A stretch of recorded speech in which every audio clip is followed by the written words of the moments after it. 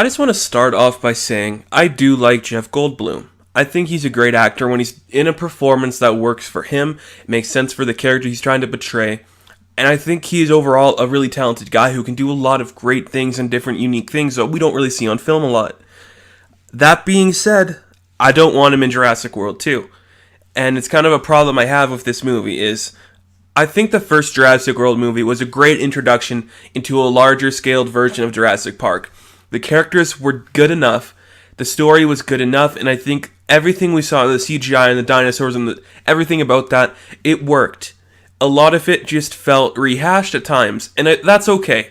There are good things about nostalgia, and there are bad things, and I think Jurassic World can be categorized as one of the good things in nostalgia, where, we liked what we saw. It reminded us of the Jurassic Park movie, we saw it in youth, and I really did like that about the movie. But bringing back Jeff Goldblum, I think, adds this problem of too much nostalgia. His character was great in the first Jurassic Park.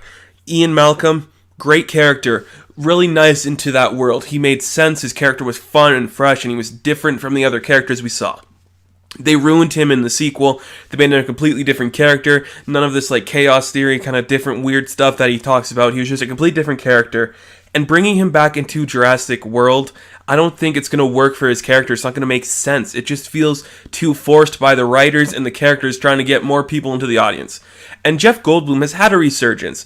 And when I say resurgence, look at Independence Day Resurgence. Look at how bad that movie was, because it tried to feed off the nostalgia of the other ones. Jurassic World was a good balance of feeding off the nostalgia that we love and making new things. If they brought in Sam Neill back, and they brought, Jeff Goldblum back, Laura Dern back into this movie, the first movie, it would feel like they're just trying to do something new. And I like that we have Bryce Dallas Howard. I like that we had Chris Pratt as these new characters that we can follow on a story that we're really familiar with in this new world. I think it really helped the story drive forward because we weren't watching for the nostalgia points that we get all the time in other stories. And I really think if you bring back Jeff Goldblum, you're going to get a lot of those same nostalgia points that didn't really work for Independence Day, that didn't work for a lot of those other movies that came out. It feels too stupid. It just feels too necessarily dumb for them to do. It's like, oh yeah, people like Jeff Goldblum's character, let's just bring him back in this so we get more seats, get more people in there. I don't think there's a good way you can bring him back in the story narratively because this is 20 years later, and I just want them to tell a good story. That's all I really want from this, is just a good story. I don't need to see all these nostalgia points that are going to get me back into oh yeah, I remember that from 93, I remember that from before. I don't need to see that, I just want the story to be good. I think we can finish off the story arc with Chris Pratt and Bryce Dallas Howard and bring back Vincent D'Onofrio. You can use those characters to tell a good story. We don't need to bring back Jeff Goldblum. And I know they did that with another character. Was it B.D. Wong? Or was it B.D. Wong or was it Kent Watanabe? I don't know, one of the guys was in the other movie. I get why he's back, and we want to connect this world into a bigger thing, but I just feel like bringing back Jeff Goldblum, it just adds too much of familiarity that we've seen in previous movies, and they're trying to, hone in on that nostalgia factor instead of telling a great story. And we've seen this with a lot of stuff before.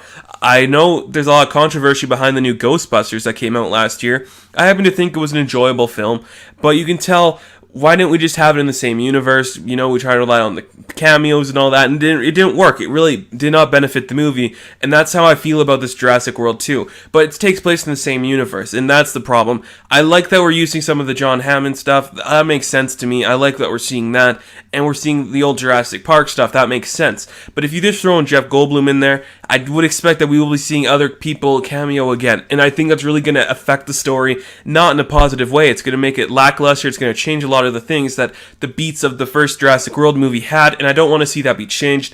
I think it's an easy way that they can just make it good without having Jeff Goldblum in there, and he's in there and it works. Then I'm sorry I'm ranting about this. This is just a problem I have. It's my problem with the whole thing.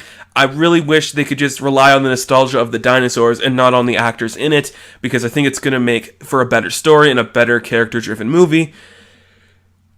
Thor Ragnarok looks good. Jeff Goldblum looks good in that. So let me know what you think. Is it crazy what I'm talking about here? Should Jeff Goldblum even not be in Jurassic World 2? I don't know. Let me know what you think. Yeah, I'll catch you in the next video. Good luck.